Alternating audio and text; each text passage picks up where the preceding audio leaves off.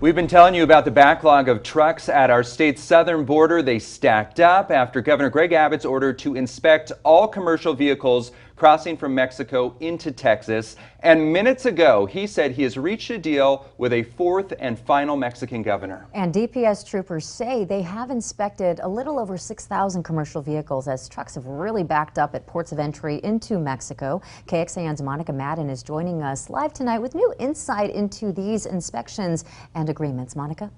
Well, Texas cannot search these trucks for drugs or illicit activity without a warrant. So only violations detected so far had been related to defective brakes, tires, and other safety issues.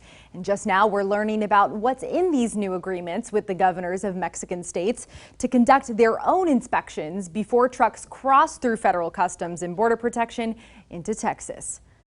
There's a sense of urgency now to reach deals. Governor Abbott says he got calls from every neighboring Mexican state after announcing his vehicle inspection policy at the border. Now, after talks with 4 Mexican governors, he's rolling back those inspections on the bridges in their areas. Clogged bridges can end only through the type of collaboration that we are demonstrating today. Now we'll sign.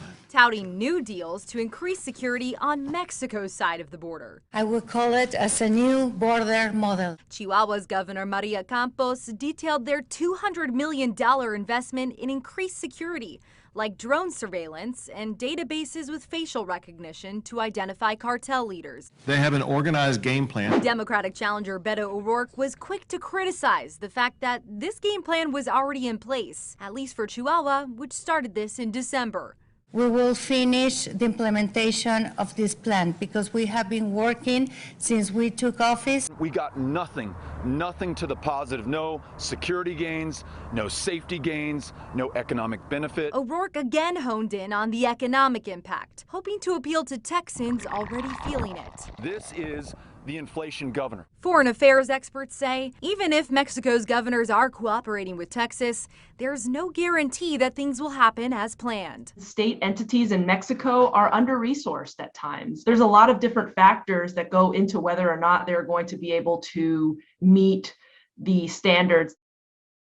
Who you just heard from, she also tells me another potential wrinkle could be the politicization of this all. She says historically, drug cartels try to use these moments as an opportune time to spread their messaging when officials might be distracted by the politics.